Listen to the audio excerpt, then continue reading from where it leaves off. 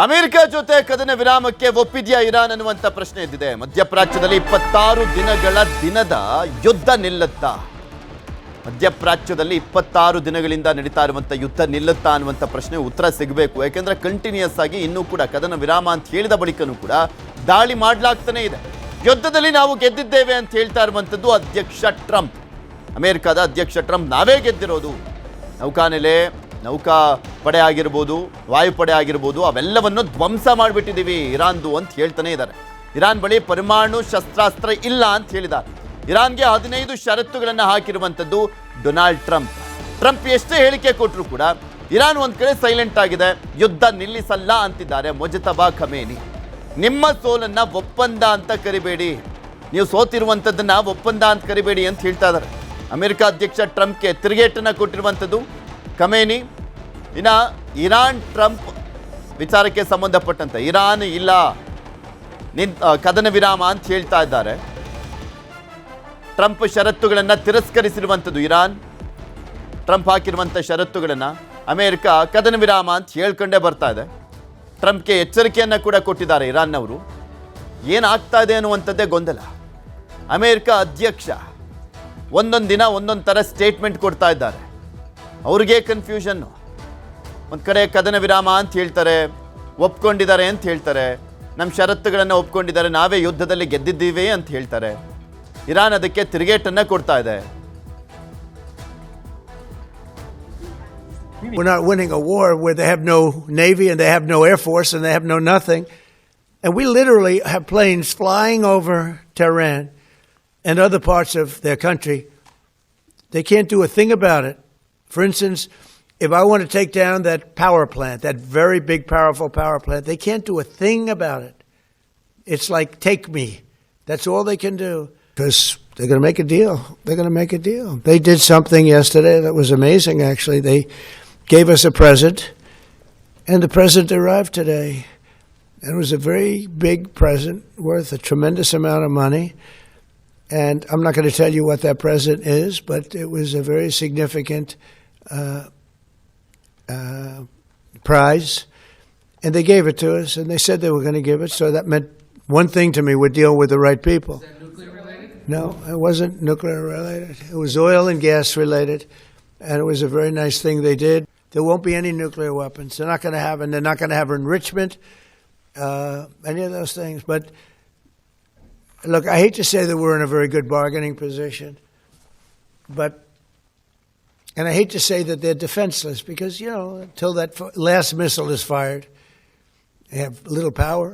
But we are in about the best bargaining position. We're way ahead of schedule. And again, they have no Navy and they have no Air Force and they have no missile protection, and most of their missiles are gone. Most of their launches we've killed. You know, we've killed about 82% of their launches. So even if they had a missile, they can't launch it. ಅತ್ತ Trump ಕದನ ವಿರಾಮದ ಮಾತನಾಡ್ತಾ ಇದ್ದಾರೆ, ಇತ್ತ Iran ದಾಳಿಯನ್ನ ಮಾಡಿರುವಂಥ ವಿಚಾರಕ್ಕೆ ಸಂಬಂಧಪಟ್ಟಂತೆ ಅವರು ಉತ್ತರವನ್ನು ಕೊಡ್ತಾ ಇದ್ದಾರೆ. ಇರಾನ್ ಎಂದಿಗೂ ಪರಮಾಣು ಸಾಮರ್ಥ್ಯವನ್ನು, ಈಗಿರುವಂಥ ಪರಮಾಣು ಸಾಮರ್ಥ್ಯ ಇದೆಯಲ್ಲ ಅದನ್ನು ನಾಶಪಡಿಸಿದ್ದೀವಿ. ಇರಾನ್ ಎಂದಿಗೂ ಪರಮಾಣು ಶಕ್ತಿಯನ್ನು ಪಡೆಯಬಾರದು. ಇರಾನ್ ಭೂಭಾಗದಲ್ಲಿ ಯುರೇನಿಯಂ ಸಂವರ್ಧನೆ ಆಗಬಾರದು ಅಂತ ಹೇಳ್ತಾ ಇದ್ದಾರೆ. ಅಣುಶಕ್ತಿ ಸಂಸ್ಥೆಗೆ ಈಗಿರುವಂಥ ಯುರೇನಿಯಮನ್ನು ಒಪ್ಪಿಸಬೇಕು. ನಟಾನ್ಸ್ ಹಾಗೆ ಇಸ್ಫಾಹಾನ್, ಫೋರ್ಡೋ ಅಣು ಕೇಂದ್ರಗಳನ್ನು ಬಿಡಬೇಕು. ಇರಾನ್ ಪ್ರಾದೇಶಿಕ ಪ್ರತಿನಿಧಿ ಮಾದರಿಯನ್ನು ತ್ಯಜಿಸಬೇಕು. ಪ್ರಾದೇಶಿಕ ಪ್ರತಿನಿಧಿಗಳಿಗೆ ಶಸ್ತ್ರಾಸ್ತ್ರ ಪೂರೈಕೆಯನ್ನು ನಿಲ್ಲಿಸಬೇಕು ಅಂತ ಹೇಳಿದ್ದಾರೆ. ಹಾರ್ಮುಜ್ ಜಲಸಂಧಿ ಮುಕ್ತವಾಗಿ ತೆರೆದಿರಬೇಕು. ಟ್ರಂಪ್ ಷರತ್ತುಗಳು ಇವು. ಇರಾನ್ನ ಕ್ಷಿಪಣಿ ಸಾಮರ್ಥ್ಯವನ್ನು ಮಿತಿಗೊಳಿಸಬೇಕು ಅಂತ ಹೇಳಿದ್ದಾರೆ. ಭವಿಷ್ಯದಲ್ಲಿ ಕ್ಷಿಪಣಿಗಳ ಬಳಕೆ ಆತ್ಮರಕ್ಷಣೆಗೆ ಮಾತ್ರ ಬಳಸಬೇಕು. ಇರಾನ್ ಷರತ್ತುಗಳು ಏನು ಅಂತ ನೋಡೋದಾದ್ರೆ, ಗಲ್ಫ್ನಲ್ಲಿ US ಸೇನಾ ನೆಲೆಗಳನ್ನು ಮುಚ್ಚಬೇಕು, ವಾಪಸ್ ಹೋಗಬೇಕು ನೀವು ಅಂತ. ಇರಾನ್ ಮೇಲೆ ನಡೆದಂಥ ದಾಳಿಗಳಿಗೆ ಆರ್ಥಿಕ ಪರಿಹಾರವನ್ನು ಕೊಡಬೇಕು. ಹಾರ್ಮುಜ್ ಕಣಿವೆಯಲ್ಲಿ ಹಡಗುಗಳಿಂದ ಶುಲ್ಕ ವಸೂಲಿಯನ್ನ ಮಾಡ್ತೀವಿ. ಭವಿಷ್ಯದಲ್ಲಿ ಮತ್ತೆ ಯುದ್ಧ ಪುನರಾರಂಭವಾಗದಂತೆ ಭರವಸೆಯನ್ನ ಕೂಡ ಕೊಡಬೇಕು. ಲೆಬನಾನ್ನ ಹಿಜ್ಬುಲ್ಲಾ ಮೇಲೆ ಇಸ್ರೇಲ್ ದಾಳಿಗಳಿಗೆ ಅಂತ್ಯ ಆಡಬೇಕು. ಲೆಬನಾನ್ನ ಹಿಜ್ಬುಲ್ಲಾ ಮೇಲೆ ಇಸ್ರೇಲ್ ದಾಳಿಗಳಿಗೆ ಬ್ರೇಕ್ ಹಾಕಬೇಕು ಅಂತ ಹೇಳ್ತಾ ಇದ್ದಾರೆ. ಇರಾನ್ ಮೇಲಿನ ಎಲ್ಲ ನಿರ್ಬಂಧಗಳ ತೆರವನ್ನು ಮಾಡಬೇಕು. ಆರ್ಥಿಕವಾಗೆಲ್ಲ ಇರಾನ್ ಮೇಲೆ ನಿರ್ಬಂಧಗಳನ್ನು ಹಾಕಲಾಗಿದೆಯಲ್ಲ ಅದನ್ನು ತೆರಿಬೇಕು. ಕ್ಷಿಪಣಿ ಅಭಿವೃದ್ಧಿಗೆ ಯಾವುದೇ ಅಡೆತಡೆ ಇರಬಾರ್ದು ಅಂತ ಹೇಳಿದ್ದಾರೆ. ಇನ್ನು ಅತ್ತ ಟ್ರಂಪ್ ಕದನ ವಿರಾಮದ ಮಾತು, ಇತ್ತ ಇರಾನ್ ದಾಳಿ. ಕುವೈತ್ನ ಏರ್ಪೋರ್ಟ್ ಮೇಲೆ ಇರಾನ್ ಡ್ರೋನ್ ದಾಳಿಯನ್ನ ಮಾಡಿದೆ. ಕುವೈತ್ನ ಏರ್ಪೋರ್ಟ್ ಮೇಲೆ ಇರಾನ್ ಡ್ರೋನ್ ದಾಳಿ. ಏರ್ಪೋರ್ಟ್ನ ಇಂಧನ ಟ್ಯಾಂಕ್ ಗುರಿಯಾಗಿಸಿ ಅಟ್ಯಾಕ್ ಅನ್ನ ಮಾಡಲಾಗಿದೆ. ಕೆಲ ಕಾಲ ಕುವೈತ್ ಏರ್ಪೋರ್ಟ್ ಅನ್ನ ಬಂದ್ ಮಾಡಲಾಗಿದೆ. ಕೆಲವು ಹೊತ್ತುಗಳ ಕಾಲ ಕುವೈತ್ ಏರ್ಪೋರ್ಟ್ ಅನ್ನ ಬಂದ್ ಮಾಡಲಾಗಿದೆ. ಇರಾನ್ ದಾಳಿ ಮಾಡ್ತಿದ್ದ ಹಾಗೆ, ಯಾಕಂದ್ರೆ ಪ್ರಯಾಣಿಕರಿಗೆ ತೊಂದರೆ ಆಗಬಾರ್ದಲ್ವ, ಸೊ ಆ ಕಾರಣಕ್ಕೋಸ್ಕರ ಏರ್ಪೋರ್ಟ್ ಅನ್ನ ಬಂದ್ ಮಾಡಲಾಗಿತ್ತು. ಅಲ್ಲಿರುವಂಥ ಇಂಧನ ಟ್ಯಾಂಕ್ ಅನ್ನ ಗುರಿಯಾಗಿಸಿ ಅಟ್ಯಾಕ್ ಅನ್ನ ಮಾಡಲಾಗಿತ್ತು. ಒಂದು ಕಡೆ ಕದನ ವಿರಾಮದ ಮಾತು, ಅದು ಬರೀ ಮಾತಿಗಷ್ಟೇ ಸೀಮಿತ ಆಗಿದೆ. ಕ್ಷಿಪಣಿಗಳು, ಡ್ರೋನ್ಗಳು ಮೇಲೆ ಆರ್ತಾನೆ ಇದ್ದಾವೆ, ದಾಳಿ ಮಾಡಲಾಗ್ತಾ ಇದೆ. ಕದನ ವಿರಾಮ ಮತ್ತೆ ಯಾರ ನಡುವೆ, ಯಾರಿಗೋಸ್ಕರ ಆಯಿತು ಅನ್ನುವಂಥ ಪ್ರಶ್ನೆಯನ್ನ ಉದ್ಭವಿಸಿದೆ. ನೋಡಿ, ಅಲ್ಲಿ ನಿಮ್ಗೆ ತೋರಿಸ್ತಾ ಇದೀವಲ್ಲ, ಕುವೈತ್ ಮೇಲೆ ಇರಾನ್ ದಾಳಿ ಮಾಡ್ತಿದ್ದ ಹಾಗೆ ಅಲ್ಲಿ ಏರ್ಪೋರ್ಟ್ ಬಂದಾಯಿತು.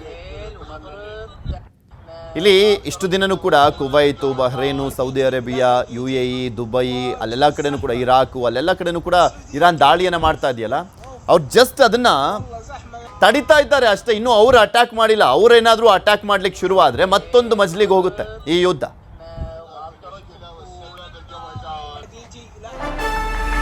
ಇನ್ನು ಇರಾಕ್ ಮೇಲೆಯೂ ಕೂಡ ಇರಾನ್ ನಿರಂತರವಾಗಿ ದಾಳಿಯನ್ನು ಮಾಡ್ತಾ ಇದೆ. ಇರಾಕ್ ಮೇಲೆಯೂ ಕೂಡ ದಾಳಿಯನ್ನು ಮಾಡ್ತಾ ಇರುವಂಥದ್ದು ಇರಾನ್. ಎರ್ಬಿಲ್ನಲ್ಲಿರುವಂಥ US ಕಚೇರಿ ಮೇಲೆ ದಾಳಿಯನ್ನು ಮಾಡಲಾಗಿದೆ. ಎರ್ಬಿಲ್ನಲ್ಲಿರುವಂಥ US ರಾಯಭಾರ ಕಚೇರಿ ಅಂತ ಕಾಣಿಸುತ್ತೆ, ಅದರ ಮೇಲೆ ದಾಳಿಯನ್ನು ಮಾಡಿದ್ದಾರೆ. ಇರಾನ್ ಡ್ರೋನ್ ದಾಳಿಗೆ ಕಟ್ಟಡದಲ್ಲಿ ಭಾರಿ ಬೆಂಕಿ ಕಾಣಿಸ್ಕೊಂಡಿದೆ.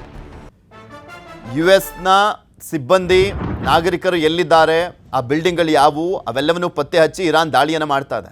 ಅವ್ರು ಆಲ್ರೆಡಿ ಮುಂಚೆನೇ ಖಾಲಿ ಮಾಡ್ಕೊಂಡಿದ್ದಾರೆ ಇದ್ದಿದ್ದಂಥ ಬಿಲ್ಡಿಂಗ್ಗಳಲ್ಲಿ, ಯಾಕೆಂದರೆ ಅಟ್ಯಾಕ್ ಆಗುತ್ತೆ ಅಂತ ಗೊತ್ತು. ಬಿಲ್ಡಿಂಗಲ್ಲಂತೂ ಯಾರೂ ಇಲ್ಲ, ಬಟ್ ಬಿಲ್ಡಿಂಗ್ ಮೇಲಂತೂ ದಾಳಿ ಆಗ್ತಾ ಇದೆ. ನಿಮಗೆ ತೋರಿಸ್ತಾ ಇದೀವಲ್ಲ ದೃಶ್ಯಾವಳಿಗಳಲ್ಲಿ, US ಕಚೇರಿ ಇದ್ದಂತಹ ಬಿಲ್ಡಿಂಗ್ ಅದು, ಅದ್ರ ಮೇಲೆ ದಾಳಿಯನ್ನು ಮಾಡಲಾಗಿದೆ. ಇರಾಕ್ನಲ್ಲಿರುವಂಥ US ಕಚೇರಿ ಮೇಲೆ ದಾಳಿಯನ್ನು ಮಾಡಲಾಗಿದೆ ಇರಾನ್ನಿಂದ. ಇನ್ನು ಲೆಬನಾನ್ ಮೇಲೆ ಮತ್ತೆ ಇಸ್ರೇಲ್ ದಾಳಿಯನ್ನು ಮಾಡಿದೆ. ಲೆಬನಾನ್ ಮೇಲೆ ಇಸ್ರೇಲ್ ಮತ್ತೆ ದಾಳಿಯನ್ನು ಕಂಟಿನ್ಯೂ ಮಾಡಿದೆ. ಲೆಬನಾನ್ ಮೇಲೆ ದಾಳಿಯನ್ನು ಮಾಡಲಿಕ್ಕೆ ಪ್ರಮುಖ ಕಾರಣ ಅಂದರೆ ಹಿಜ್ಬುಲ್ಲಾ ಉಗ್ರ ಸಂಘಟನೆ. ಇರಾನ್ ಮೇಲೆ ಮತ್ತೆ ಲೆಬನಾನ್ ಮೇಲೆ ಇಸ್ರೇಲ್ ಕಂಟಿನ್ಯೂಸ್ಲಿ ಯುದ್ಧವನ್ನು ಮಾಡ್ತಾನೇ ಇದೆ. ಬರೀ ಇರಾನ್ ಮೇಲೆ ಮಾತ್ರ ಮಾಡ್ತಿಲ್ಲ ಇಸ್ರೇಲ್, ಲೆಬನಾನ್ ಮೇಲೂ ಕೂಡ ಮಾಡ್ತಾ ಇದೆ. ದಕ್ಷಿಣ ಲೆಬನಾನ್ನ ಹಲವು ಕಡೆ ಅಟ್ಯಾಕ್ ಅನ್ನು ಮಾಡಲಾಗಿದೆ. ಸಿಡಾನ್ನಲ್ಲಿ ಇಸ್ರೇಲ್ ದಾಳಿಗೆ 9 ಜನ ಸಾವನ್ನಪ್ಪಿದ್ದಾರೆ. ಸಿಡಾನ್ನಲ್ಲಿ ಇಸ್ರೇಲ್ ದಾಳಿಗೆ 9 ಜನ ಸಾವನ್ನಪ್ಪಿದ್ದಾರೆ. ಕ್ಷಿಪಣಿ ಹಾಗೂ ಡ್ರೋನ್ಗಳಿಂದ ಅಟ್ಯಾಕ್ ಅನ್ನು ಮಾಡಲಾಗ್ತಾ ಇದೆ. ಇಸ್ರೇಲಿಂದ ನಡೀತಾ ಇರುವಂಥ ಅಟ್ಯಾಕ್ ಇದು, ಲೆಬನಾನ್ ಮೇಲೆ ನಡೀತಾ ಇರುವಂಥ ಅಟ್ಯಾಕ್. ಯಾಕೆಂದರೆ ಹಿಜ್ಬುಲ್ಲಾದವರು ಕೂಡ ಇಸ್ರೇಲ್ ಮೇಲೆ ದಾಳಿಯನ್ನು ಮಾಡ್ತಾ ಇದ್ದಾರೆ. ಇರಾನ್ಗೆ ಸಪೋರ್ಟಿವ್ ಆಗಿ ಅವರು ದಾಳಿಯನ್ನು ಮಾಡ್ತಾ ಇದ್ದಾರೆ.